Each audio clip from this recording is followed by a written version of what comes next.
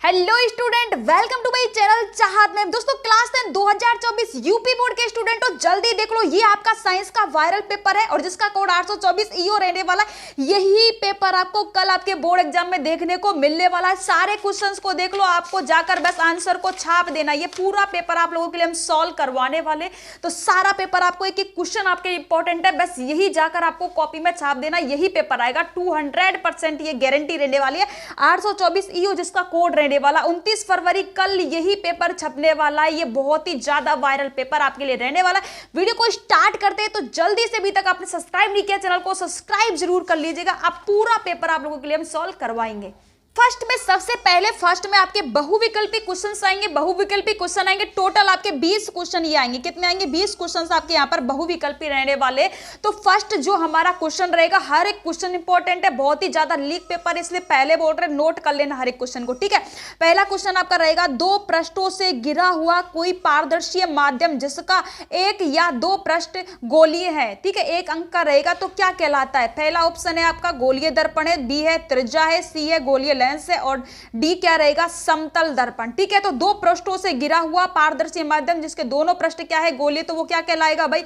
वो क्या कहलाएगा? हमारा सी ऑप्शन सही हो जाएगा। यहां पर गोलीय लेंस कहलाएगा। क्या कहलाएगा? गोलीय लेंस कहलाएगा। सेकंड क्वेश्चन आपका रहेगा यहां पर कि दंत विशेषज्ञ मरीजों के दांतों का बड़ा प्रतिबिंब देखने के लिए किस दर्पण का उपयोग करते हैं, ठीक है। तो बताना है आपको, अवतल दर्पण का करते हैं, समतल दर्पण का करते हैं, या फिर उत्तल दर्पण का करते हैं, या सभी का। तो भाई किसका करते हैं? ये आपका हो जाएगा अवतल दर्पण, ठीक है। ए ऑप्शन यहां पर आपका बिल्कुल सही हो जाएगा। थर्ड नंबर का क्वेश्चन आपका होगा, किसी उत्तल लेंस के सामने 2f और अनंत के बीच में कोई बिंब या वस्तु रखा गया है, तो उसका प्रतिबिंब बनेगा वास्तविक उल्टा छोटा बनेगा, वास्तविक उल्टा बड़ा बनेगा, आभासी उल्टा बड़ा बनेगा, या आभासी सीधा बड़ा बनेगा। तो कैसा बनेगा? वास्तविक उल्टा छोटा बनेगा, ठीक है। तो ए ऑप्शन यहां पर आपका, ये ऑप्शन बिल्कुल सही हो। नेक्स्ट क्वेश्चन आपका ये हो जाएगा यहां पर, मानव नेत्र विनेत्र लेंस की फोकस दूरी को समायोजित करके विभिन्न दूरियों पर रखी वस्तु को फोकस कर सकता है, तो ऐसा हो पाने के कारण, जरा दृष्टि दोष होने के कारण, या फिर आपका समांजन होने के कारण, या निकट दृष्टि दोष होने के कारण, या दीर्घ दृष्टि दोष होने के कारण, ठीक है। तो ये इसमें आपका क्या हो जाएगा? इसमें आपका बी ऑप्शन यानी कि आपका बिल्कुल सही हो जाएगा। अगला क्वेश्चन है आपका, कॉलम ए में दिए गए राशियों का सम्मिलित करना है कॉलम बी के। ये ऐसा ही मात्रक यहां पर दिए गए हैं, ठीक है, ऐसा ही मात्रक यहां पर दिए गए हैं, तो इनका आपको क्या करना है? समायोजित कर लेना है, ठीक है। तो यहां पर दिया गया है विद्युत, यहां पर विभवांतर दिया गया है, तो इसका मात्रक क्या होगा, ठीक है। तो इसका मात्रक आपको बताना है, विद्युत धारा का मात्रक क्या होगा, विद्युत शक्ति का मात्रक क्या होगा, और प्रतिरोध का जो मात्रक होगा क्या होगा, वो हमें यहां पर देखना है। तो देखो सबसे पहले हम देख लेते हैं, विद्युत विभवांतर का मात्रक क्या होगा? वोल्ट होगा। क्या होगा? वोल्ट होगा। तो ये आपका यहां पर बिल्कुल सही हो जाएगा। विद्युत धारा का जो मात्रक होता है एम्पियर होता है। क्या होता है? एम्पियर होता है। विद्युत शक्ति का जो मात्रक होता है वॉट होता है। क्या होता है? वॉट होता है। प्रतिरोध का जो मात्रक होता है ओम होता है। तो इस तरीके से आपको यहां पर मिलान कर लेने। अब हम आंसर देख लेते हैं कि फर्स्ट में क्या आ रहा है, हमारा 4 आ रहा है, तो हमें देखना है फर्स्ट में 4 किस में आ रहा है, इसमें भी आ रहा है और इसमें भी आ रहा है। अब हम देखते हैं कि सेकंड में फर्स्ट कौन से में आ रहा है, तो सेकंड में ये सेकंड आ रहा है, ये नहीं हो सकता, तो ये हमारा डी ऑप्शन यहां पर बिल्कुल सही हो जाएगा, ठीक है। अगला क्वेश्चन आपका हो जाएगा, दो चालक तार जिनके पदार्थ लंबाई तथा व्यास समान है और किसी विद्युत परिपथ में बहने वाले श्रेणी क्रम में और फिर पार्श्व क्रम में संयोजित किए जाते हैं, तो फिर श्रेणी क्रम तथा पार्श्व क्रम में संयोजन से उत्पन्न ऊष्मा का अनुपात होगा। मान लो आपका ऊष्मा का जो अनुपात यहाँ पर निकाला गया है वो कितना हो जाएगा भाई? वो यहाँ पर H1 आपकी ये ऊष्मा होगी H1/H2, तो कितना हो जाएगा? 4/1, तो अनुपात कितना हो जाएगा? 1:4। तो यानी कि सी ऑप्शन आपका बिल्कुल सही हो जाएगा, ठीक है। अगला क्वेश्चन आपका हो जाएगा, किसी विद्युत धारावाही सीधी लंबी परानलिका के भीतर चुंबकीय क्षेत्र है, तो चुंबकीय क्षेत्र शून्य होता है या उसके सिरों की ओर जाने पर तो बढ़ता है, ठीक है। इसके सिरों की ओर जाने पर बढ़ता है और समान बिंदु पर समान रहता है, सभी बिंदुओं पर समान रहता है, यानी कि क्या तो शून्य रहेगा, या फिर सिरों की ओर जाने पर घटता है, या सिरों की ओर जाने पर बढ़ता है, या फिर सभी बिंदुओं पर समान रहेगा। तो इसका आंसर हमारा हो जाएगा कि भाई ये सभी जो बिंदु होते हैं उन पर क्या रहता है? समान रहता है, ठीक है। अगला क्वेश्चन है, यहाँ पर बेंजीन का संरचनात्मक सूत्र दिया गया है, ठीक है। क्या दिया गया है, सूत्र दिया गया है। अब सबसे पहले बेंजीन होता क्या ये देख लीजिए। बेंजीन क्या होता है, C6H6 होता है, उसमें C कितने होते हैं, 6 होते हैं, H कितने होते हैं, 6 होते हैं। तो सबसे पहले हम आपको संरचना बता देते हैं, या अपनी आपको इस तरीके से बना लेना। C तो आपको 6 बना लेनी है, 1 2 3 4 5 और ये 6 हो गया। अब इसमें इस तरीके से आपको ये बना लेना है। अब यहाँ पर H लगा देना 1, यहाँ पर लगा देना 2, यहाँ पर लगा देना 3, यहाँ पर लगा देना 4 5 और 6, H हो गया। तो एक ये वाला बॉन्ड आपको छोड़ना है, एक को छोड़ के सेकंड बॉन्ड लगा देना, यानी कि यहाँ पर सेकंड लगा दिया, फिर इसको छोड़ देना है, फिर यहाँ पर सेकंड लगा देना, फिर इसको छोड़ देना, यहाँ पर सेकंड लगा देना। अब आपको देखनी है कि ये जो संरचना हमने बनाई है किस संरचना में समान है। तो देखो पहली यहाँ पर कितनी है, C 1 2 3 4 5 6, तो H कितने हैं, H यहाँ पर ज्यादा, 1 2 3 4 5 6 6, तो ये तो आपकी संरचना है नहीं, ठीक है। अब यहाँ पर जो सेम संरचना वो रहने वाली वो आपकी यहाँ पर C ऑप्शन रहने वाला, ठीक है। तो C ऑप्शन यहाँ पर बिल्कुल सही हो जाएगा। इस तरीके से आप बनाकर देख लीजिएगा और बिल्कुल सही आपको करना है, ठीक है। अगला क्वेश्चन आपका हो जाएगा, निम्नलिखित में से समजातीय श्रेणी है। तो आपको समजातीय श्रेणी यहाँ पर बताना है कि जो आपका यहाँ पर मेथेन दिया गया CH4 मेथेन को बोलते हैं, या C2H6 है ये है, या फिर CH3OH है, या तथा जो एसिटिक अम्ल यहाँ पर दिया गया है CH3COOH है, या फिर CH2H6 है तथा CH3OH है, या फिर CH3OH है, या C2H5OH है। तो समजातीय श्रेणी यानी कि पहला भी आपका समजातीय श्रेणी में आता है और सेकंड भी आता है। अब हम ऑप्शन देख लेते हैं, यहाँ पर दिया गया है पहला और दूसरा, पहला और चौथा, दूसरा और चौथा, और दूसरा और तीसरा। तो भाई यहाँ पर ये दोनों क्या आते हैं, समजातीय श्रेणी में आते हैं, ठीक है। समजातीय श्रेणी में दोनों आते हैं, तो हमारा ए ऑप्शन यहाँ पर भाई बिल्कुल सही हो जाएगा, ठीक है। अगला क्वेश्चन हमारा हो जाएगा, पृथ्वी की भूपटरीय में प्राकृतिक रूप से पाए जाने वाले तत्व या यौगिकों को कहते हैं। तो वो तत्व और जो यौगिक होंगे उन्हें क्या कहते हैं, अयस्क कहते हैं, गैंगिक कहते हैं, खनिज कहते हैं, या धातु कहते हैं। तो ठीक है, जो क्या पाए जाते हैं प्राकृतिक तत्वों के रूप में, यौगिकों के रूप में पाए जाते हैं, तो उन्हें हम क्या कहेंगे भाई, खनिज कहेंगे। क्या कहेंगे उनको, हम खनिज कहते हैं, ठीक है। अगला क्वेश्चन आपका यहाँ पर हो जाएगा, दांतों का क्षय कब प्रारंभ होता है। तो दांतों का जो क्षय है वो कब प्रारंभ होता है, मुख का जो पीएच है वो 5.5 से अधिक होने पर होता है, या फिर मुख का पीएच 5.5 से कम होने पर होता है, या मुख का पीएच 7 होने पर होता है, या इनमें से कोई नहीं। जब दांतों का क्षय मतलब क्या होता है, दांतों का जो क्षय होता है मुख्य रूप से वृद्ध अवस्था में होता है। कब होता है, मुख्य रूप से तो ये वृद्ध अवस्था में होता है। और होता कब है, जबकि दांतों का जो पीएच है, मुंह का जो पीएच है वो 5.5 से कम हो जाएगा, यानी कि यहाँ पर बी ऑप्शन आपका बिल्कुल सही हो जाएगा, ठीक है। अगला क्वेश्चन आपका यहाँ पर हो जाएगा, अभिकथन यहाँ पर दिए गए हैं कि जिंक सल्फ्यूरिक अम्ल के साथ अभिक्रिया। अब जिंक क्या होता है, जिंक आपका Zn हो गया, और यहाँ पर क्या दिया है कि सल्फ्यूरिक अम्ल जो है इसके साथ अभिक्रिया करने पर सल्फ्यूरिक अम्ल क्या होता है, H2SO4 होगा। इसके साथ क्या कर रहा है, अभिक्रिया कर रहा है। अब क्या बनेगा, यहाँ से क्या बनेगा, Zn किसके साथ क्रिया कर लेगा, इसके साथ, तो ZnSO4 बन गया। अब निकल क्या रहा है, H2 गैस निकल रही है, हाइड्रोजन यहाँ से निकल रही है, तो सल्फेट तथा हाइड्रोजन गैस बनता है। तो इसका विस्थापन अभिक्रिया, ये एक अभिक्रिया कौन सी है, ये एक विस्थापन अभिक्रिया है। कौन सी अभिक्रिया, यह एक विस्थापन अभिक्रिया है, ठीक है। तो इसमें से आपको, इसमें सेकंड कथन है, तर्क हमारा दिया गया है कि जब ऑक्सीजन, जिंक ऑक्सीजन के साथ अभिक्रिया करता है तो जिंक ऑक्साइड बनाता है। तो ये जिंक है और ये किसके साथ, ऑक्सीजन के साथ क्रिया कर रहा है, तो क्या बनाएगा, ZnO। तो क्या बनेगा, ये O, तो मतलब क्या हो जाएगा, जिंक ऑक्साइड बनाता है, ठीक है। अब इन दोनों में से देखो, दोनों अभिकथन पहला और दूसरा सही है, क्योंकि सेकंड अभिकथन का सही पुष्टिकरण है, ठीक है। यह है कि अभिकथन जो फर्स्ट है और का तर्क दोनों सही है, परंतु अभिकथन की पुष्टिकरण नहीं है, या फिर इसमें से आपको देख लेना है, ठीक है। तो इसका सही आंसर बी ऑप्शन हो जाएगा, क्योंकि पहला और जो दूसरा है ये दोनों सही है, परंतु है ना, इनका जो अभिकथन का पुष्टिकरण नहीं है, ठीक है। अगला जो आपका क्वेश्चन हो जाएगा, यहाँ पर निम्नलिखित रासायनिक समीकरणों को पूरा करना है। मतलब NaOH दिया गया है और NaOH प्लस CH3, यहाँ पर आपको CH3OH दिया गया है। अब इसका CH3COO प्लस H2। अब देखो यहाँ पर ये CH3 दिया गया है ऑप्शन में, तो ये यहाँ पर गलत दिया गया है, क्योंकि यहाँ पर आना ही CH3 यही आना चाहिए, ये बी ऑप्शन ही यहाँ पर आना चाहिए था। अगर बोर्ड एग्जाम में ये क्वेश्चन आएगा ना तो ये आपको एकदम करेक्शन करके यहाँ पर ये आएगा, तो इसका ऑप्शन हमारा बी से बिल्कुल सही रहेगा, क्योंकि यही यहाँ पर आना चाहिए था। ठीक है, ये यहाँ पर दे दिया गया है, तो बोर्ड एग्जाम में एकदम करेक्शन होकर यही क्वेश्चन आपको मिल जाएगा। अगला क्वेश्चन हमारा जो रहेगा वो आपका रहेगा, हम देख लेते हैं कौन सा रहेगा।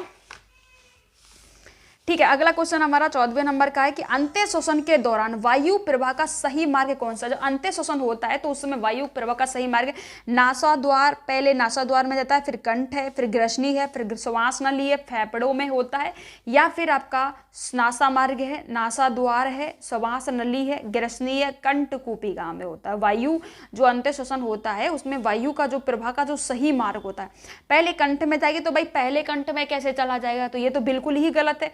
फिर नासा द्वार में, ये तो आपका गलत रहेगा। पहले किस में जाएगा, सबसे पहले जो वायु होगी वो नासा द्वार में जाएगी, नासा द्वार से ग्रसनी में आएगी, ग्रसनी से कंठ में आएगी, कंठ से श्वास नली में जाएगी, फिर कूपिका में जाती है। तो इस तरीके से आपका होता है, यानी कि अंत्य शोषण का जो वायु का जो सही प्रवाह होता है वो आपका यहाँ पर डी ऑप्शन होता है। क्या होता है, डी ऑप्शन यहाँ पर आपका होता है। नासा द्वार में जाएगा, फिर ग्रसनी में जाएगा, फिर कंठ में जाएगा, फिर श्वास नली में जाएगा, फिर कूपिका में जाएगा। तो ये बिल्कुल आपका यहाँ पर सही हो जाएगा। अगला क्वेश्चन है, निम्नलिखित जो कथन है तथा कारण को पढ़कर दिए गए विकल्पों का सही विकल्प का चयन करना है आपको। यहाँ पर कथन है आपका कि पिता का जो क्रोमोसोम है, पिता से प्राप्त जो क्रोमोसोम है बच्चे में लिंग का निर्धारण होता है। बिल्कुल सही है, ये बात बिल्कुल सही है कि पिता में जो क्रोमोसोम होते हैं वो एक्स और वाई होते हैं, गुणसूत्र होते हैं, और बच्चे का जो लिंग निर्धारण होता है वो पिता के क्रोमोसोम से होता है। यदि माता के एक्स के साथ अगर पुरुष का जो एक्स है, ठीक है, गुणसूत्र ये मिल जाता है तो लड़की होती है, और मादा के एक्स के पुरुष के वाई मिल जाता है तो लड़का होता है। तो ये लड़का लड़की जो होता है वो डिपेंड करता है जो पुरुष का जो क्रोमोसोम है उस पर डिपेंड करता है। तो ये कथन बिल्कुल सही है। अगला है कि मानव पुरुष में एक तो एक्स होता है और एक वायु गुणसूत्र होता है। बिल्कुल सही है, क्योंकि दो ही गुणसूत्र होते हैं, एक्स और वाई होता है। जो एक्स होता है, एक्स ये किस में होता है, मादा में होता है, और एक्स वाई जो होता है ये किस में होता है, ये आपका पुरुष में होता है। तो ये जो वाला जो कथन है बिल्कुल एकदम करेक्ट यहाँ पर रहने वाला है। ठीक है, अगला जो आपका होगा कि विद्युत आवेग की सही दिशा होगी। तो विद्युत आवेग की जो सही दिशा होगी ये वाला सी वाला ऑप्शन, यहाँ पर विद्युत आवेग की दिशा इस तरीके से होती है। ठीक है, दाएं से बाएं की तरफ, मतलब बायां से दाएं की तरफ होती है, बायां है तो बाएं से दाएं की तरफ होती है विद्युत आवेग की दिशा। तो यहाँ अगर आपका सी ऑप्शन जो रहेगा वो एकदम बिल्कुल करेक्शन के साथ बिल्कुल सही हो जाएगा।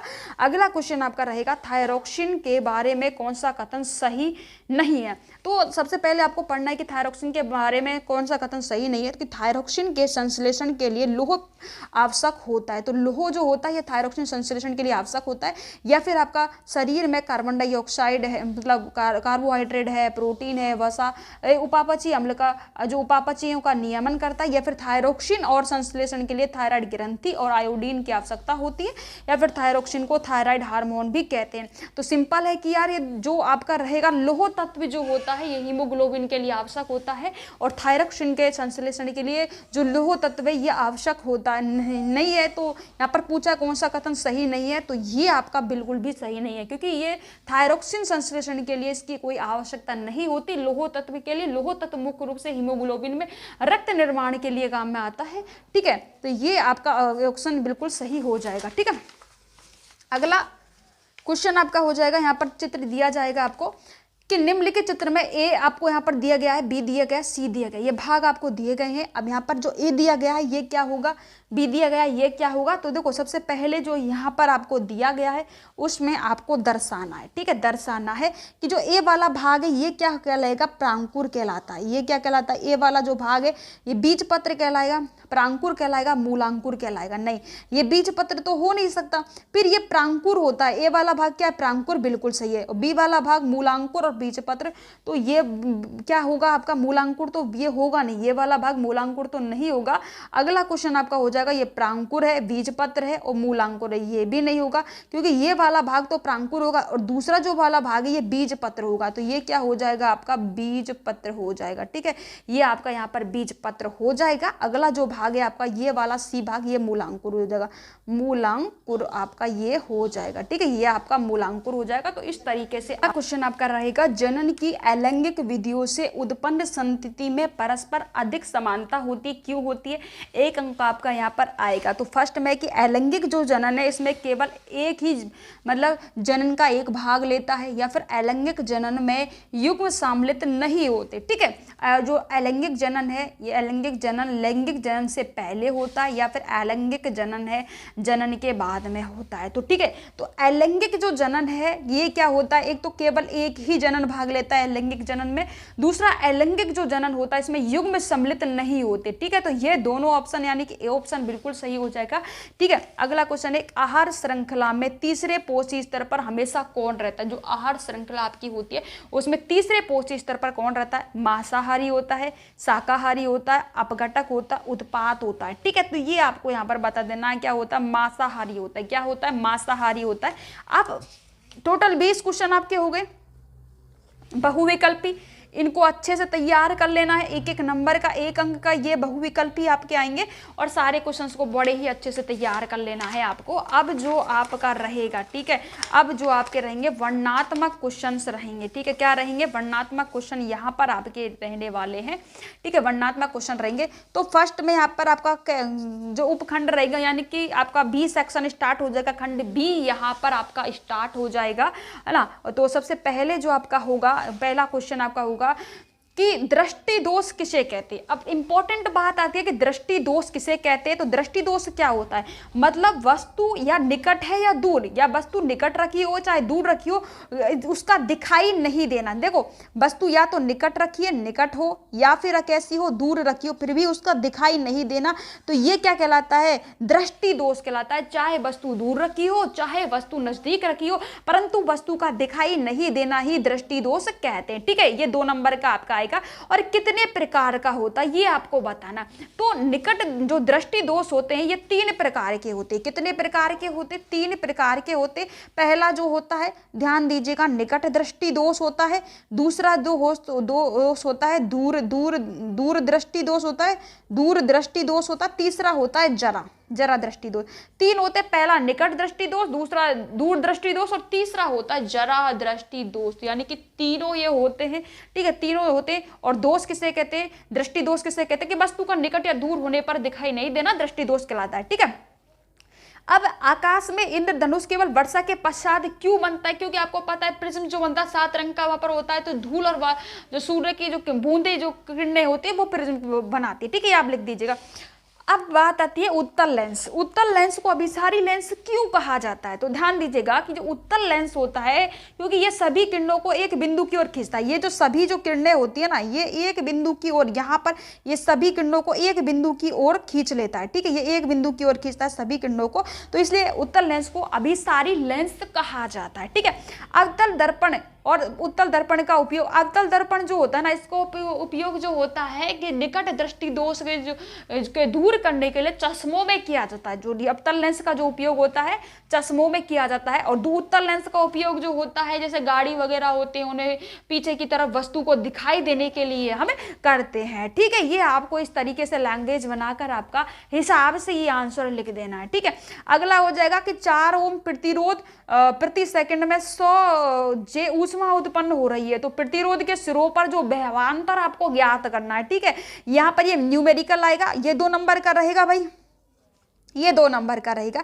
इसमें आपको 20 ओम प्रतिरोध पर विद्युत स्त्री और 5A जो आपका विद्युत धारा देती है, तो आपको 30 सेकंड में उत्पन्न ऊष्मा परिकलित करनी है। तो ये 4 नंबर का रहेगा टोटल आपका, और इसको आपको सॉल्व कर लेना है। ठीक है, अगला रहेगा 2 चुंबकीय क्षेत्र रेखा एक दूसरे को प्रतिच्छेदित क्यों नहीं करती है? क्योंकि देखो ये चुंबकीय क्षेत्र रेखा होती है, यहाँ पर N होता है, यहाँ पर S होता है, ये मतलब इस तरीके से एक ही दिशा में इस तरीके से बहती है। ठीक है, इस तरीके से इस तरीके से ये रहती है ना। तो ये क्या करती है कि चुंबकीय जो क्षेत्र की रेखा होती है एक दूसरे को प्रतिच्छेदित नहीं करती है। अब इनमें गुण के इनके गुण आपको लिखने, चुंबकीय रेखाओं के गुण। तो देखो ये 2 नंबर का आएगा, ये 2 नंबर का आएगा, ये 2 नंबर का। तीनों क्वेश्चंस को तैयार कर लो, कल ये क्वेश्चन आपको देखने को मिलने वाले, छपने वाला यही पेपर है आपका। ठीक है, तो अगला क्वेश्चन रहेगा कि विद्युत जो तार है या फिर संधारित्र के बचाव में किस प्रकार का, अगर आपको ये नहीं आ रहा अथवा में आपका ये क्वेश्चन रहेगा कि विद्युत जो फ्यूज है संधारित्र का बचाव किस प्रकार का होता है, ठीक है, किस प्रकार का होता है, तो ये आपको यहाँ पर लिखना है। और जो आपका धारावाही पराग नलिका में उपयोग में किन अवस्थाओं में विद्युत चुम्बक प्राप्त किया जाता है, और परिपथ आरेख खींचकर उसकी पुष्टि करनी है, उसका आरेख भी आपको बनाना है, खींचना है, वो आपको समझा देना, ठीक है। अगला रहेगा कि अभिक्रिया आपको देनी है कि यहाँ पर तनु सल्फ्यूरिक अम्ल है ना, ये अम्ल दिया गया है और इसकी जेडिन के साथ अभिक्रिया करानी है। तो अभिक्रिया कैसे होगी, यहाँ पर आप देख लो कि यहाँ पर आपको जिंक दिया गया है, तो जिंक ये हो गया और इसकी अभिक्रिया किसके साथ, सल्फ्यूरिक अम्ल के साथ करा रहे, तो H2SO4 के साथ करा रहे हो, ठीक है। तो क्या बन जाएगा, ZnSO4 प्लस H2O। तो ये कौन सी H2 गैस यहाँ से निकलती है, तो यहाँ पर ये विस्थापन अभिक्रिया यहाँ पर आपकी हो जाएगी, ठीक है। ये इस तरीके से 1 नंबर का आएगा, ये अभिक्रिया आपको यहाँ पर लिख देना है, क्या करना है, लिख देना है, ठीक है। तनु हाइड्रोक्लोरिक अम्ल, ठीक है, तनु हाइड्रोक्लोरिक अम्ल कौन सा होता है, HCl है, इसका मैग्नीशियम पटरी के साथ अभिक्रिया कराएंगे। अब इसकी मैग्नीशियम पटरी के साथ अभिक्रिया कराएंगे तो अभिक्रिया आपको लिखनी है, ओनली, ज्यादा नहीं, 1 नंबर का आएगा, उस हिसाब से ओनली अभिक्रिया ही लिख रहा है, ठीक है। अब यहाँ पर है नाइट्रोजन हाइड्रोजन गैस के संयोजन से अमोनिया बनता है, तो क्या नाइट्रोजन है और हाइड्रोजन है, इसके संयोजन से अमोनिया बनता है, तो वो आपको यहाँ पर बता देना, ठीक है। अगला रहेगा कि हाइड्रोजन सल्फाइड गैस है वो वायु के दहन होने के बाद जल और सल्फर डाइऑक्साइड बनाता है, तो जल और सल्फर डाइऑक्साइड बनाता है, तो इसका आपको यहाँ पर बेटा समझा देना, काफी अच्छी तरीके से आएगा। अगला क्वेश्चन 6 नंबर का यहाँ पर आएगा कि प्लेटिनियम है, सोना है, चांदी है, इसका उपयोग आभूषण बनाने के लिए किया जाता है। अब देखो सोने की अगर बात करें तो शुद्ध सोना जो होता है ना, शुद्ध सोना जो होता है वो आपका यहाँ पर 24 कैरेट का उपयोग में होता है, ठीक है, उसका वस्तु बनाया जा सकता है। और यहाँ पर निष्क्रिय प्रक्रम में कार्बोनेट सल्फाइड अयस्क में को सल्फाइड में परिवर्तन किया जाता है। तो इस तरीके से दोनों क्वेश्चंस को लिख लेना है, और ये आपके कितने नंबर के रहेंगे, ये आपके 6 नंबर के रहेंगे, ठीक है। अब आएगा सहसंयोजक बंध, आबंध किसे कहते हैं, और आबंध में 2 प्रमुख लक्षणों को भी लिखना है, ठीक है। एक तो ये आएगा और इसके जैसे ये सेकंड में आएगा IUPAC नाम लिखने, तो इसका IUPAC CH3 CH2 और CHO, इसका IUPAC नाम लिखना है, CH3CO और CH3 इसका IUPAC दोनों का नाम लिख देना है। और कठोर जल का साबुन के साथ उपचारित करने पर झाग का निर्माण होता है, मिसाल निर्माण क्रिया को समझा दीजिएगा, ठीक है। अब इसके अथवा में भी एक क्वेश्चन आएगा, ध्यान दीजिएगा, इसके अथवा में भी क्वेश्चन आएगा, वो क्या आएगा ध्यान दे लीजिएगा। 1 मिनट, थोड़ा पेपर को हम सही कर लेते हैं, पेपर को थोड़ा सा सही कर लेते हैं ना। यहाँ पर ये आएगा आपका विकृत गंधिता, ठीक है, दिख रहा है ना आपको, विकृत गंधिता आएगा। ये इसकी परिभाषा लिखनी है, एग्जाम्पल देखे, और रिडक्शन अभिक्रिया 2 नंबर का और स्थिरीकरण 2 नंबर का, टोटल 2 नंबर की ये आपके आएंगे यहाँ पर। और इनको काफ़ी अच्छी तरीके से भाई आपको समझा देना, ठीक है, समझा दीजिएगा, काफ़ी अच्छी तरीके से आएंगे ये। और अब आपका यहाँ पर गैस सेक्शन स्टार्ट होगा, यानी कि 4 नंबर के क्वेश्चन यहाँ पर 6 नंबर के लॉन्ग क्वेश्चन स्टार्ट हो जाएंगे। जैव निम्नीकरण और गैर जैव निम्नीकरण के बीच में अंतर, अब इनके बीच में आपको क्या समझाना है, अंतर समझाना है, करीबन इसके बीच में 5 अंतर आपको यहाँ पर समझा देने। अब ये चित्र दिया गया है, अंतःस्रावी ग्रंथियों को नामांकित चित्र यहाँ पर दिया गया है। अब इनमें ओनली नाम दर्शाना है आपको, जैसे ये क्या है, तो ये क्या ग्रसनी है, ये ना, ये क्या है ये, और ये यहाँ पर क्या पाया जाता है, तो ये इन सब का ओनली आपको नाम दर्शाना है इसमें, ठीक है, इसके बारे में आपको व्याख्या करनी है। अगला है कि निम्नलिखित गद्यांश को पढ़कर प्रश्नों के उत्तर दीजिए। यहाँ पर पहले क्वेश्चन देख लेना है कि लिंग निर्धारण वंशानुगत कैसे होता है। तो लिंग निर्धारण जो वंशानुगत होता है, अभी आपको पढ़ लेना है, इसकी व्याख्या के इस तह से निहित होता है कि मानव में सभी गुणसूत्र पूर्ण रूपेण युग्म नहीं होते। मानव में अधिकतर गुणसूत्र माता और पिता के गुणसूत्र के प्रति पूर्ण रूप होते हैं।